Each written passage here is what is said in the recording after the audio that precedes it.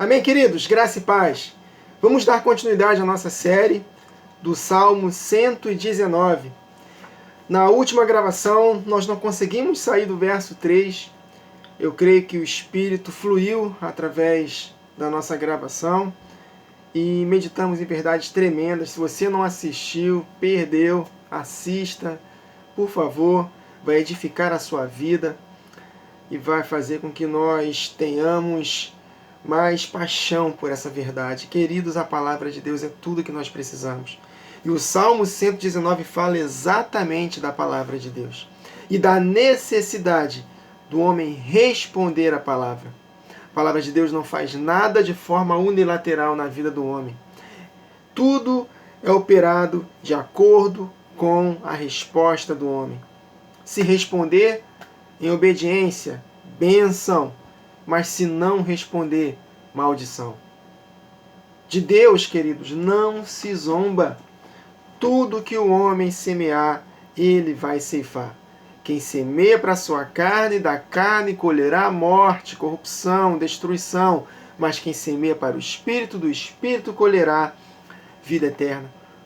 Os dois primeiros versos do Salmo 119, que nós meditamos também, das bem-aventuranças, né? Bem-aventurados que trilham com integridade o seu caminho, os que andam na lei do Senhor, que andam no Espírito, porque o Espírito nos guia em toda a verdade, os que guardam os seus testemunhos, olha aí, que o buscam de todo o coração, bem-aventurados. E há consequências para os bem-aventurados, que nós meditamos nas primeiras gravações. Então vamos dar continuidade a partir do verso 4, tá bom, meus irmãos? Então prestem muita atenção no que vamos meditar aqui hoje. Não adianta, queridos, sem obediência não há bênção. A palavra de Deus só funciona na vida daquele que obedece, aleluia. Olha o texto que o Espírito Santo já está falando ao nosso coração. Tiago, capítulo 2, a partir do verso 14. Meus irmãos, qual é o proveito se alguém disser que tem fé, mas não tiver obras? A fé vem pelo ouvir e ouvir a palavra de Deus. Então a fé, se não tiver obras, semelhante fé pode salvá-lo? Opa, então calma aí. Então quer dizer que para eu ser salvo eu tenho que ter obras? Sim, está aqui, ó. Meus irmãos, qual é o proveito se alguém disser que tem fé, mas não tiver obras? Qual o proveito? Vai salvar você? Não. Pode, acaso, semelhante fé sem obras salvá-lo? Então a salvação é por obras. Que obras são essas que Tiago cita aqui? Dos 10 mandamentos, queridos. Mas o apóstolo Paulo disse em Efésios 2 que ninguém é salvo por obras. Ali o apóstolo Paulo está falando de outro tipo de obras. Obras da lei, dos ritos cerimoniais. Circuncisão, para poder participar daqueles rituais do templo, participação das festas literais, guarda dos sábados semanais, sábados cerimoniais, sábados anuais, sábados de jubileu, enfim. Aqueles ritos cerimoniais não precisa mais fazer. Era o ambiente que os apóstolos viviam. Mas aqui, Tiago está falando de fé com obras da obediência aos 10 mandamentos. Quando o Pai, em Cristo Jesus, casou com seu povo no Monte Sinai, ele não estabeleceu nenhum daqueles ritos cerimoniais. Ele só pediu uma única coisa: obedeçam aos 10 mandamentos. Só que por causa da desobediência do povo, no episódio do bezerro de ouro, em Êxodo 32, Deus foi progressivamente já estabelecendo os ritos cerimoniais, mas foi por causa da transgressão do povo, porque Deus nunca se agradou daqueles sacrifícios, queridos. Eles foram instituídos por causa da desobediência do povo. Mas o que Deus realmente quer no nosso coração é obediência. Amém, queridos? Coração, bater aqui, não, mas coração é a mente. Então Deus quer que nós obedeçamos de todo o coração, porque aqueles 10 mandamentos foi escrito na nossa mente, no nosso coração, para que nós possamos praticar de todo o coração. Com toda a nossa força, com todo o nosso entendimento. Amém, queridos? Então, sem fé, com obras, ninguém agrada a Deus. Sem fé, quando nós lemos sem fé é impossível agradar a Deus, associa sem fé com obras é impossível agradar a Deus. Porque a obediência é da fé. Fé é fidelidade. Fidelidade requer o quê? Obediência. Amém, queridos? Então, a exposição do Salmo 119 é exatamente falando sobre isso, queridos. Falando sobre a necessidade de obedecer. Então, que nós não possamos nos tornar ouvintes negligentes, mas operosos praticantes. Porque quem ouve a palavra e não a pratica, ele engana-se a si mesmo. Olha só, queridos. Quantos estão sendo enganados nas igrejas? Porque não estão obedecendo. Ah não, Jesus Cristo obedeceu no meu lugar. Meu Deus, que ignorância. Ele cumpriu toda a lei. Então não preciso mais fazer nada. Só crer no sacrifício dele. Não caia nesse engano, querido. Ou querida. Vamos lá? Verso 4 do Salmo 119, dando continuidade. Tu ordenaste os teus preceitos. Com que finalidade? Para que fossem diligentemente observados, queridos. Olha só como o texto diz. Tu ordenastes os teus preceitos. Com qual finalidade? Para que fossem diligentemente observados. Diligentemente. Com obedecer de todo o coração, com todas as nossas forças. Diligentemente, com diligência, com disciplina, observados. Olha para onde foram parar os 10 mandamentos. Eu falei para os irmãos aqui, agora vamos ler o texto. Hebreus capítulo 8, a partir do verso 8. E de fato, repreendendo o povo, diz: Eis aí vem dias, diz o Senhor, e firmarei nova aliança com a casa de Israel e com a casa de Judá. Ou seja, casa de Israel, gentios, casa de Judá, judeus. Então a aliança é com esses dois povos, que na verdade em Cristo Jesus é um só. Quem conhece o mistério da divisão das 12 tribos em duas partes e da sua reunificação em Cristo está entendendo o que eu estou falando. Hoje, o povo de Deus é um só. Não há uma diferença entre gentios e Israel, entre igreja e Israel. A igreja é o Israel de Deus, meus irmãos. A igreja não é um povo, Israel literal é outro. Pelo amor de Deus, é um povo só. Igreja é o Israel de Deus. Judeus e gentios unidos. Está aqui, ó. Firmarei aliança com esses dois povos. O apóstolo Paulo em Efésios 2 nos explica que em Cristo Jesus fomos unidos, somos um só. Amém? Então firmarei aliança com judeus e gentios. É isso que ele quis dizer. Aí ele continua. Não segundo a aliança que fiz com seus pais, no dia em que os tomei pela mão para os conduzir até fora da terra do Egito, pois eles não continuaram na minha aliança, e eu não atentei para eles, diz o Senhor. Ou seja, por que Deus escreveu em tábuas de pedra? Porque Deus, na sua presciência, já sabia que o povo não obedeceria. E ele escreveu em tábuas de pedra para servir como testemunho. Tanto que quando Moisés desceu e viu o povo na gandaia, ele quebrou as duas tábuas da aliança. Moisés não quebrou porque ele ficou nervosinho ou agiu na carne, não. Ali foi inspirado pelo Espírito do Pai. Moisés ele quebrou para servir de testemunho. Está vendo? Eu estou quebrando aqui a aliança porque vocês não obedeceram. Amém, queridos?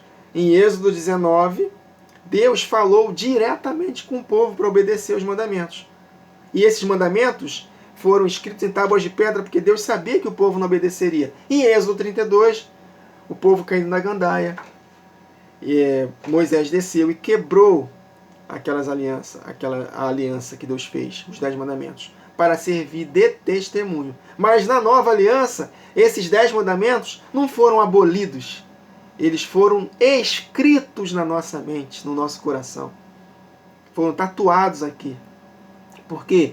Porque nós vamos obedecer de todo o nosso coração, com todas as nossas forças e com todo o nosso entendimento. Amém, queridos? Por isso que em Provérbios 4, verso 23, está escrito: sobretudo que se deve guardar, guarda o seu coração, seus pensamentos. Porque daqui, queridos, que procedem as fontes de vida. Assim como nós pensamos, nós somos. Por isso que nós temos que meditar na palavra dia e noite, meditar aqui. Amém, queridos? É aqui, queridos, que vai fazer com que o homem seja salvo ou condenado. É a mente. Por isso, quando nós nascemos de novo, nós temos que renovar a nossa mente todos os dias na palavra de Deus, dia e noite, para que possamos ser capazes de experimentar e comprovar a boa, agradável e perfeita vontade de Deus. A nossa transformação é aqui, queridos, na nossa mente. Amém? O que nós estamos fazendo com a nossa mente? O que o apóstolo Paulo pede para que nós façamos com a nossa mente? Vamos ler aqui. Filipenses capítulo 4, verso 8. Finalmente, irmãos, tudo que é verdadeiro, tudo que é respeitável, tudo que é justo, tudo que é puro, tudo que é amável, tudo que é de boa fama, se alguma virtude há e se algum louvor existe, seja isso que ocupe o vosso pensamento. A palavra de Deus precisa estar em alta nos nossos pensamentos. Colossenses 3, verso 1. Portanto, se fosses ressuscitados juntamente com Cristo, ou seja, nasceram de novo, buscai as coisas lá do alto, onde Cristo vive assentado à direita de Deus. Pensai nas coisas lá do alto, não nas que são aqui da terra, porque morreste e a vossa vida está oculta juntamente com Cristo em Deus. Pensai, queridos, pensai. Bem-aventurado o varão que não anda segundo o conselho dos ímpios, nem se detém no caminho dos pecadores, nem se assenta na roda dos escarnecedores. Antes, o seu prazer está na lei do Senhor, e na sua lei medita de dia e de noite. E aí, guardando o seu coração, de onde procedem as fontes de vida, ele será como árvore plantada junto a ribeiros de águas. Josué, medita na minha palavra dia e noite. Ah, meu Deus do céu, é a palavra de Deus, queridos, na nossa mente. Quando nós pensamos corretamente, queridos, até o nosso corpo funciona melhor. Nós não ficamos ansiosos, preocupados, depressivos, né? A nossa pressão vai estar perfeitinha. Nosso coração vai bater perfeitamente bem lá, alinhado. Dormimos bem, não perdemos noites de sono. Vivemos em paz interior. Por quê? Porque a nossa mente está pensando corretamente. Filipenses, aí nesse mesmo contexto, um pouco antes, Filipenses 4 e 6. Não andeis ansiosos de coisa alguma, em tudo, porém, sejam conhecidas diante de Deus as vossas petições, pela oração e pela súplica, com agradecimento, com ações de graça, porque nós confiamos no caráter de Deus. Não cai um fio do nosso cabelo sem o consentimento do Pai. Quando nós andamos de acordo com a verdade, nós descansamos, porque Deus está conosco, queridos. E a paz de Deus, que excede todo entendimento, guardará o vosso coração e a vossa mente em Cristo Jesus. Amém, queridos? O nosso interior estará dominando a nossa mente. O Espírito, que testifica no nosso espírito, Deus falando conosco através do nosso espírito, transmite para a nossa mente. E aí nós vamos agir em conformidade com a verdade. Amém, queridos?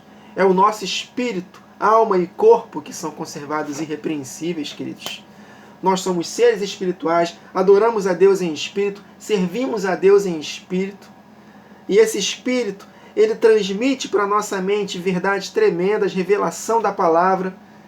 E aí com a alma, com a psique, com a mente renovada, nosso corpo vai andar de acordo com a verdade, queridos. Ele vai ser conservado da prostituição. Virá pensamentos na nossa mente, mas nós vamos estar tão cheios da verdade que esses pensamentos impuros não vão dominar a nossa mente.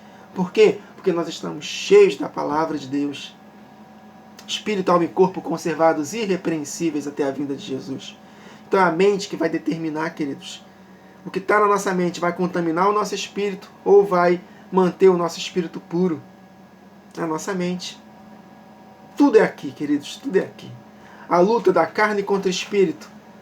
Carne e espírito Tem a mente no meio. A mente vai determinar se a carne vai prevalecer ou se o espírito vai prevalecer. Aleluia! Por isso que nós temos que estar envolvidos com a palavra todos os dias da nossa vida. Então Satanás, ele lança dardos inflamados na nossa mente, queridos. E nós precisamos levar cativo todo pensamento à obediência de Cristo e não à obediência de Satanás. Glória a Deus pela sua palavra. Então, verso 4, tu ordenaste, é uma ordem, os teus preceitos, para que fossem diligentemente observados. Quem dera, oxalá, tomara, sejam os meus caminhos dirigidos de maneira que observe os teus estatutos. Queridos, lâmpada para os nossos pés é a palavra de Deus. E a luz para o nosso caminho, aleluia. Caminho de iluminação, queridos, em meias trevas. Trevas são ignorância. O povo perece por falta de conhecimento. Trevas são ignorância, luz, iluminação. Mas a palavra de Deus, ela só se manifesta na nossa vida quando nós obedecemos. Então, quem dera os meus caminhos sejam dirigidos de maneira que observe os teus estatutos. Observar é guardar, obedecer. Então, não ficarei confundido, atentando para todos os teus mandamentos. Eu atento para todos os teus mandamentos, não fico confundido. Salmo 25, verso 3. Na verdade, não serão confundidos os que esperam em ti. Confundidos serão os que transgridem sem causa. Então, quem transgride os mandamentos, os preceitos, as ordenanças, eles serão confundidos. Mas quem obedece aos mandamentos não serão confundidos. Romanos 10 e 11. Porque a Escritura diz, todo aquele que nele crer, fé com obras, acaso a fé sem obras pode salvá-lo? Mas quando nós obedecemos, a fé nos salva. Então todo aquele que nele crê, obedecer, não será confundido. Romanos 10 e 11. Então, não ficarei, verso 6 do Salmo 119, não ficarei confundido. Por quê? Porque eu atento para os teus mandamentos. Aleluia! Louvar-te-ei, verso 7, com retidão de coração. Olha os contextos, queridos. Então, eu louvo a Deus. Você está andando em retidão? Se não está andando em retidão, não está louvando a Deus. O apóstolo Paulo não fala? Quero que todos os homens levantem suas mãos, adorando a Deus, com mãos santas, sem ira e nem contenda. Porque se nós estivermos com ira e contenda, nós vamos levantar nossas mãos, vamos adorar em vão. É o que Jesus falou em Marcos capítulo 7. Vocês me adoram em vão, porque vocês não obedecem. Então louvar-te-ei com retidão de coração. Retidão de coração. A mentalidade alinhada com a verdade. Obedecendo. Quando tiver aprendido as tuas ordenanças. Amém? Então, se quisermos orar em todo lugar, levantando mãos santas, só, sem ira nem contenda. Porque em João capítulo 9, eu acho, se não me engano, verso 30, 31, quando o cego foi curado, o cego de nascença, ele estava conversando lá com os principais sacerdotes. E ele falou só, eu sei que Deus não atende a pecadores, mas aqueles que o temem e o buscam, aqueles que o temem, vamos ler aqui, eu estou com a Bíblia na mão, para não falar o texto incompleto. É isso mesmo. João 9,31. Sabemos que Deus não atende a pecadores, mas pelo contrário, se alguém teme a Deus e pratica a sua vontade, a este ele atende. Então, o apóstolo Paulo, em 1 Timóteo, levante suas mãos, orem em todo lugar, levantando mãos santas, sem ira nem contenda. Porque se você orar e adorar a Deus com ira e contenda, Deus não vai ouvir. É exatamente aqui o verso 7 do Salmo 119. Louvar-te-ei com retidão de coração, quando tiver aprendido as tuas retas ordenanças. Então Deus não aceita o nosso louvor, quando nós não estamos andando em obediência. Se tivermos alguma pendência, queridos, devemos resolver imediatamente. Verso 8. Observarei, ou seja, prestarei muita atenção, ou vou obedecer Observarei os teus estatutos, obrigação, decreto, lei, ordenanças, mandamentos. Não me desampares totalmente. É exatamente o que o Senhor Jesus falou. Eis que estou convosco todos os dias, até a consumação dos séculos. Mas tem uma condição. Já perceberam esse texto? Vamos ler? Mateus 28, verso 20. Um pouco antes ele fala: ensine, fazeis discípulos, ensinando-os a observar, obedecer, guardar todas as coisas que eu vos tenho mandado, ordenanças. Aí sim, como consequência, eis que estou convosco todos os dias até a consumação dos séculos. Então, verso 8 do Salmo 119. Observarei, prestarei atenção, eu vou atentar, eu vou obedecer os teus estatutos. Então, por obedecer aos seus estatutos, não me desampares totalmente. Ah, meus irmãos, que maravilha.